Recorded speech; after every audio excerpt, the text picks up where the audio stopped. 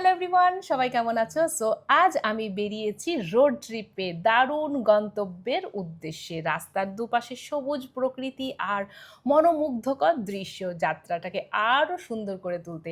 So তোমাদের সঙ্গে আজকে আমি শেয়ার করব কিভাবে আমি সাঁতার কেটে নদী পার করছি। তো চলো, এখন আমি এসে পৌঁছে গেছি নদীর ঘাটে। সামনে বিশাল নদী আর এই নদী পার হতে হবে নৌকোয়। আর গাড়িসহ নৌকোয় ওঠার অভিজ্ঞতাটা সত্যিই অন্যরকম। চারপাশে নদীর শান্ত জল, হালকা বাতাস আর দূরের দৃশ্য মনে হচ্ছে প্রকৃতির একদম কাছাকাছি চলে এসেছি।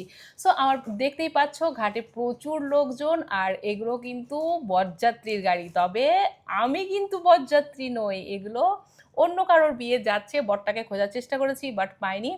সো এই দেখতে পাচ্ছ এখন আমাদের গাড়িটা নৌকোতে উঠছে, আমার হাজবেন্ড ওটাকে ড্রাইভ করে তুলছে।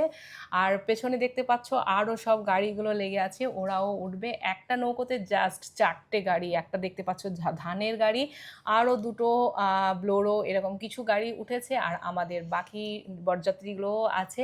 আর এখন আমাদের নৌকো ছেড়ে দিয়ে আমাদের নৌকোটা আছে এখন মাঝ নদীতে। আর আমার চুলগুলো দেখতে পাচ্ছ, মনে হচ্ছে যেন আমাকে একদম কারেন্টের শক মেরেছে, আর চুলগুলো পুরো খাড়া হয়ে গেছে। সো তোমাদের সঙ্গে একটু মাঝ নদীর দৃশ্যটাও শেয়ার করলাম।